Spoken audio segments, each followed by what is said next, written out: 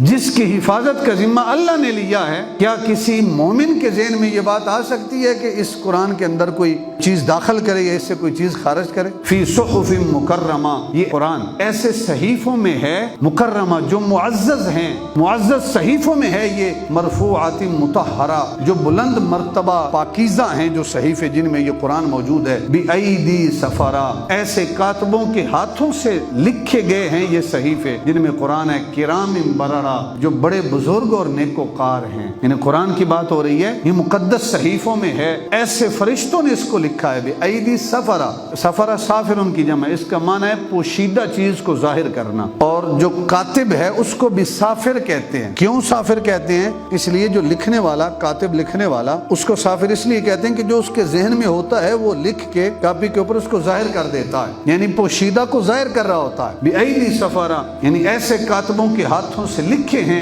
کرام بررہ، جو بڑے بزرگ اور نیکوکار ہیں۔ تو جن صحیفوں کے اندر اس قرآن کو محفوظ کیا گیا ہے، ان کو لکھنے والے بڑے بزرگ ہیں، جو اس کو لکھنے والے ہیں اور اللہ کے حکم سے لکھنے والے ہیں۔ مجھے بتائیں، لکھنے والے فرشتے ہوں، بزرگ ہوں، اور صحف کے اندر اس کو محفوظ کیا گیا ہو، تو پھر اس قرآن کے اندر غلطی کا امکان کوئی موجود ہو سکتا ہے؟ آج بھی لوگ ہیں جو اس قرآن کو نہیں مانتے، خود کو مسلمان بھی کہتے ہیں۔ کیا کہتے ہیں؟ نعوذ باللہ، اس میں صحابہ نے بے شمار آیتیں نکال دی ہیں، اپنی طرف سے اس کے اندر آیتیں داخل کی ہیں۔ جس کی حفاظت کا ذمہ اللہ نے لیا ہے، کیا کسی مومن کے ذہن میں یہ بات آ سکتی ہے کہ اس قرآن کے اندر کوئی چیز داخل کرے یا اس سے کوئی چیز خارج کرے؟ جب لکھنے والے اللہ کے فرشتے ہیں اور بزرگ ہیں، کرام بررہ اور نیکوکار ہیں، کیا اس کا گمان بھی ہو سکتا ہے کہ اس کے اندر کوئی خامی یا کوتاہی باقی رہ گئی ہے؟